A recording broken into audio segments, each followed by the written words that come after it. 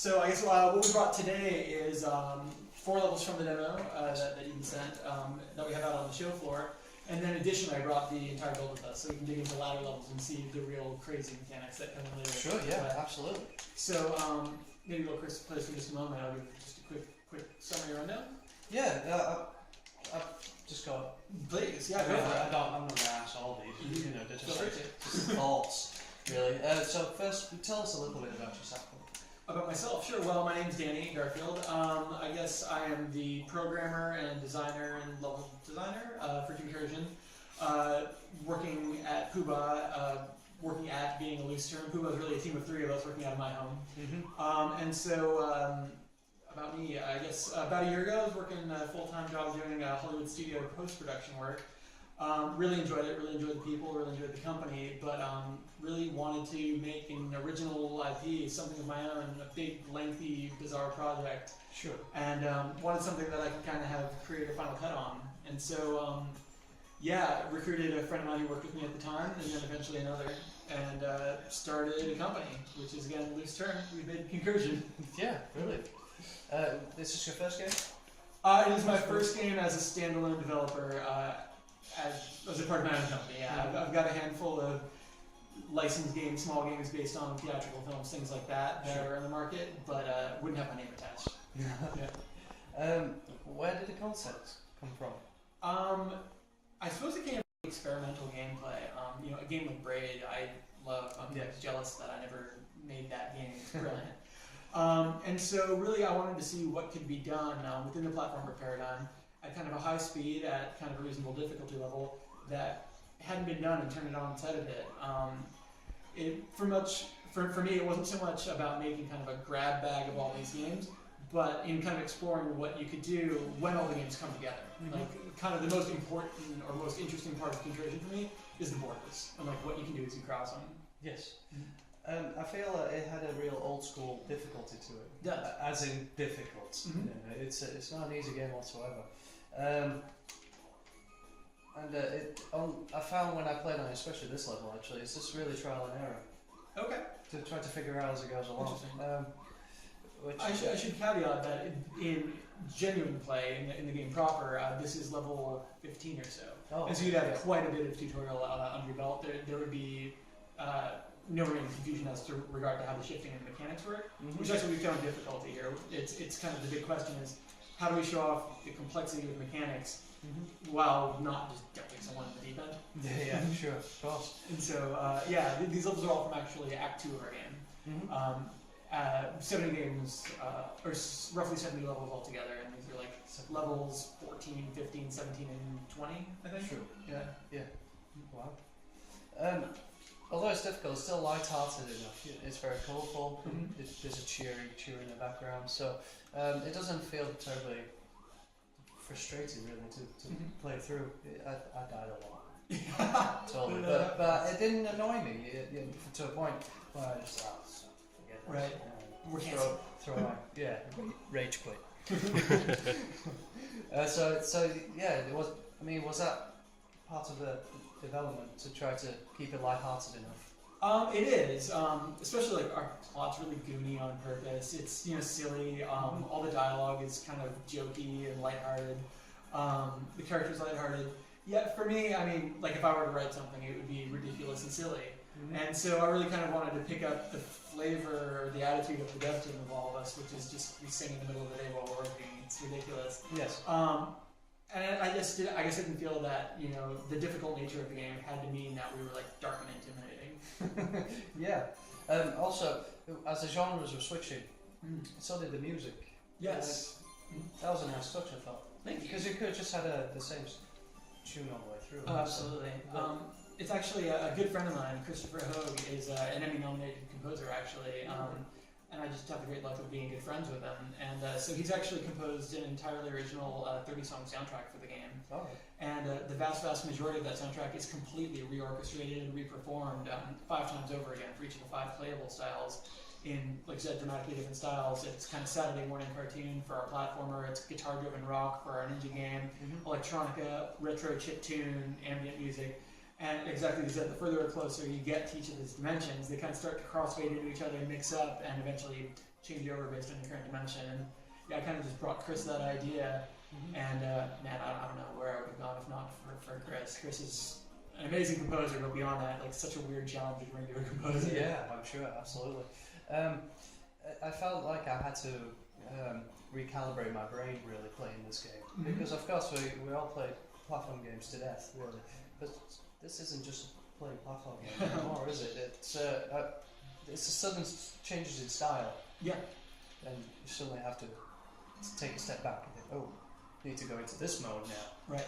And then suddenly switches into Pac-Man mode. Mm-hmm. And then back into often in extremely rapid succession, just enough time to get a double jump. Yeah. So you really had to be quick on your feet, just constantly adapting your own style.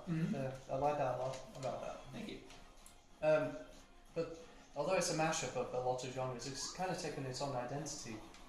That's my hope. Thanks. I appreciate that comment. Yeah, the idea was very intentionally to build 5 kind of clean, pure, simple, pristine games. Something that like you didn't have to tutorialize too much, because the idea of having like an opening act 5 times over for 5 different modes of play is daunting. I think even to a player would get boring.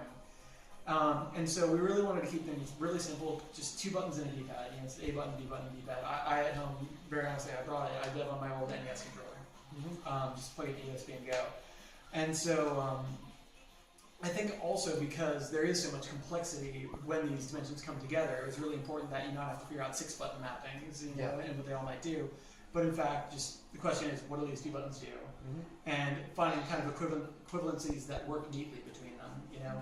Run is slash, but it works, it makes sense. Jump is the same as, jetpack thrust. Yes. But the genres, they were, for lack of a better word, they were like the old school type games anyway. Mario's, R-Type, Absolutely. Pac-Man. But does this mean the game will only appeal to old school gamers, really? The hardcore gamer crowd? I don't think so. I mean, the game is undeniably a bit hardcore. The game is tough. It's got hard points quite intentionally, and it's conceptually difficult for sure. If you're looking for an extremely casual game to hop into for just a couple minutes, it's not ideal. No dancing around it. But I think the appeal probably goes beyond retro in that it is doing something kind of very new. For me, like I said, I play a lot of video games. I want to see how they work. I'm just really intrigued in gameplay. And so I think the retro nature allows for kind of an easier access to what might otherwise be a really difficult to access game. And so I actually think it's a nice blend. It feels modern holistically to me because it's so responsive and fast and bizarre. Yes. And the retro for me is kind of just a foothold in. We don't have to necessarily teach you anything like the glasses. We don't have to necessarily teach you the early steps because we can kind of presume you know them. Yes. Let's say you might want to switch to the other one now. We'll show some secret Show off some of the stuff you haven't seen yet as well. Oh wow, okay. Secret content. Yeah, we just brought the entire build.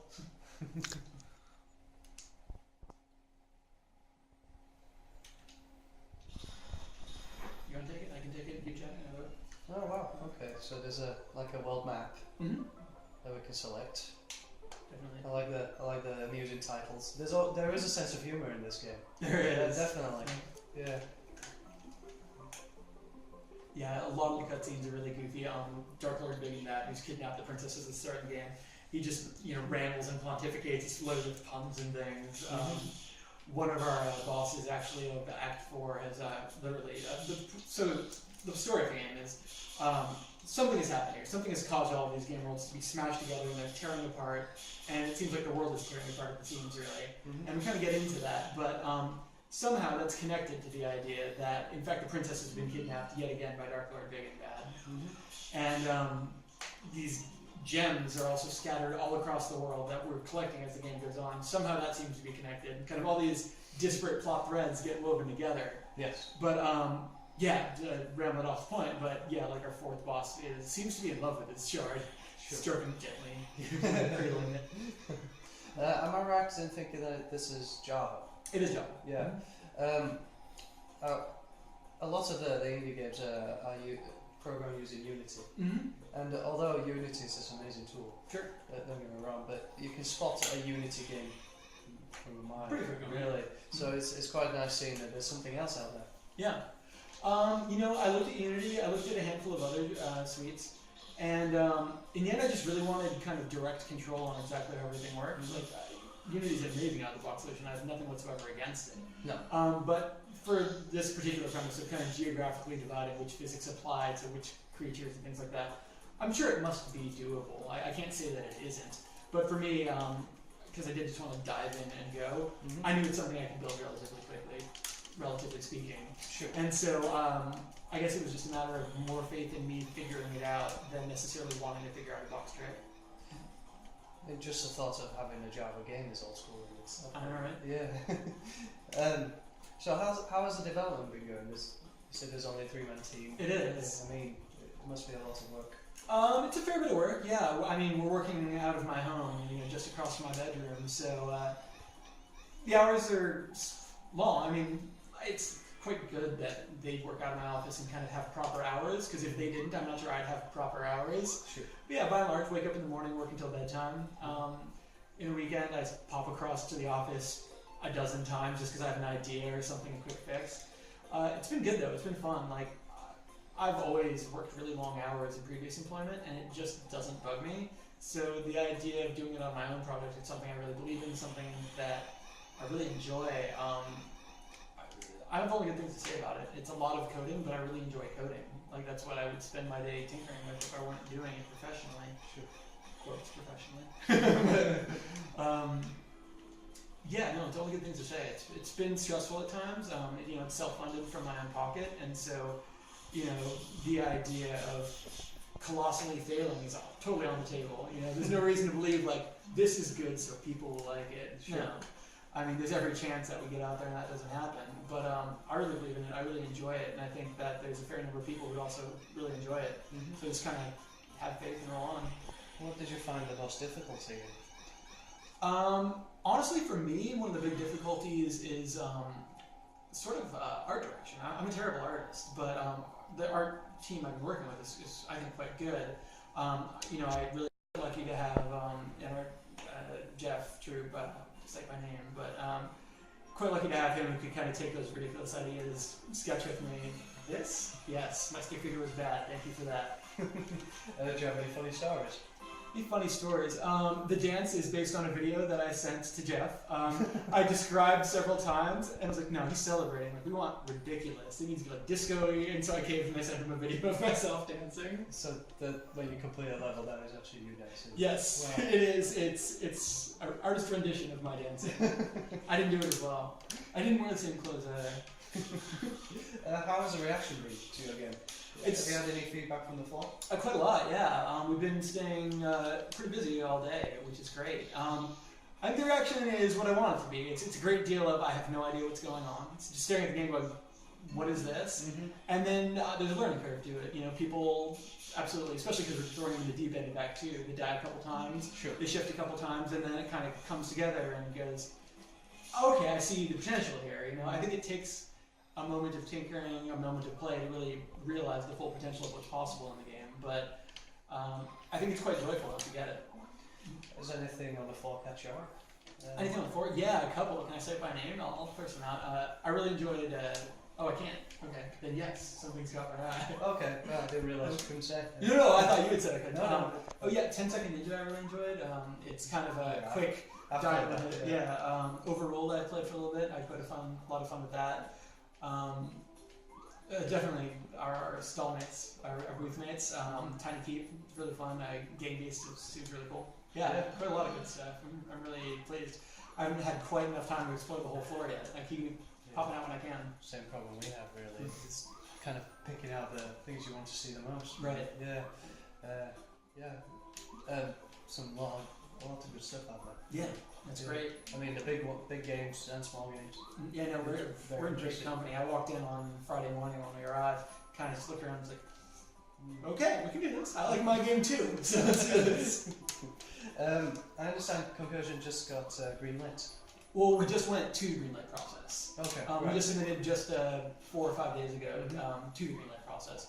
And so that's, you asked how it was working alone. I mentioned a little stressful. Greenlight's a big thing for us. You know, Yes, absolutely. I wouldn't say it's make or break per se, but a lot of my energy, and especially my mental energy, is focused on making that work right now. Yes. It's going well, but I think we need to, keep it up. The biggest thing we need is kind of spread word. I'm not a marketing guy. I'm a dev guy and a nerd, and just looking for ways to kind of alert people to the game's existence. Yeah, and of course we'll do as much as we can for you. Appreciate that. Yeah, the website gets we get a lot of attention on our website, so hopefully people will start finding out about this. Fantastic. I mean, are you planning to release any kind of demos or anything from I'm actually. What we're thinking right now is releasing essentially the demo that you have. So I'll say it in such a way since I think it's being filmed. We're thinking about releasing a 4-level demo that includes a handful of levels from our second act. Yes.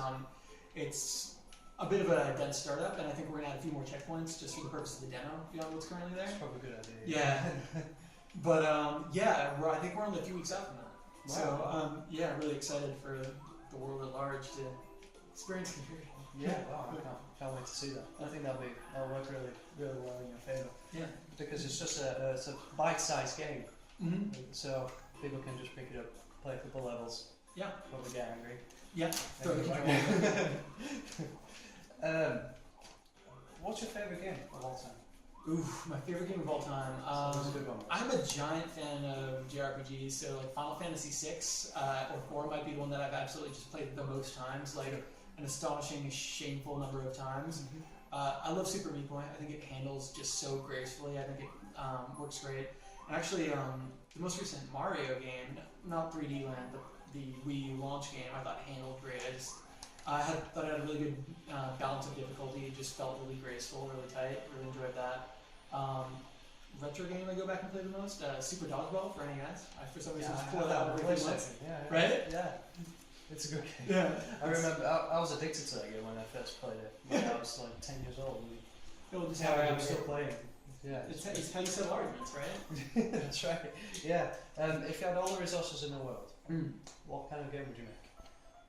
I don't know that it would be dramatically different. My passion's really in just experimenting on kind of new, innovative things. I absolutely play a ton of AAAs. I'm in the middle of Infamous. I'm in the middle of Batman Arkham Origins, and also in the middle of Final Fantasy 13-3.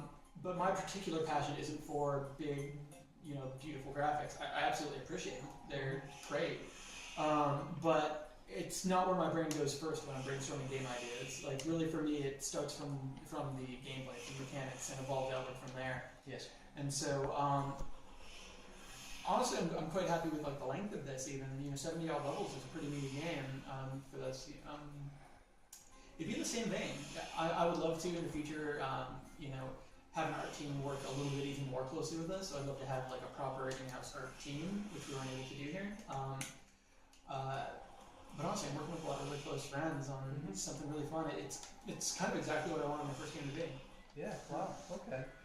Interesting in the games that you brought up. I'm currently halfway through Infamous myself. It took me a while to get into the new Infamous, but actually now that I do it, it might be my favourite Infamous yet. Actually. Yeah, I really enjoyed the first and second ones. Yeah, I mean, it's kind of like a secret superhero origin story. You don't see it coming, and by the end, you're just looking back on it like a great comic book origin story. Yeah. And so I kind of hit the midpoint here, and at first I was kind of bemoaning the fact that didn't exist. But then the gameplay's so fun. Absolutely. But I really do not like the Final Fantasy 13. Any of them. I find it super stressful because of the timer. From the very beginning, the mechanic chronostasis, he freezes the timer so that it doesn't advance, and you can constantly changing it, killing every random encounter so I can just change. Like, I think I finished all the main quests now, but I haven't finished the game proper. And I'm only on day 4, so you can see I've just been freezing the clock every 2 seconds. And I find it, as a completion, it's just stressful. Like, I don't like the idea that I could beat it and time runs out without having done the rest. At the same time, I'm playing the Final Fantasy X remaster, HD remaster. And I forgot just how much. It's so good. Yeah, it really is. Yeah, I think when I was done on that, it was 120 hours. Yes, easily 80 minimum. Yep. And Really all the love that monster game. breeding, all the Coliseum stuff. That's right. Yeah. Yeah. If you've got anything else, we're going to have to leave it to one question. Sorry. Sure. Okay. Okay. Anything you'd like to add? I think I'd like to add. I don't know, we covered everything. I suppose Final Fantasy. Yeah, I mean, we love people stuff on Greenlight. Greenlight is, like I said, really just kind of my focus right now. Finishing the game is a big part of it, but like I said, it's not necessarily make or break, but I think it's a major part of us being able to make a second game. You know, and so like our plan is finish this one up, start on brainstorming the next one. Got a handful of ideas. I think I know what direction we're going in, but I know the gents I work with are going to want to tear it apart and figure out as well. So we're going to be diving into the next one, but Greenlight will probably play a major factor in whether we're able. Sure. And anything you ever want getting out there, honestly, just drop us a line. Sure. No worries. Yeah. Details, and we'll spread it. Absolutely. Yeah, great. Cool. Thank you very much. Cheers.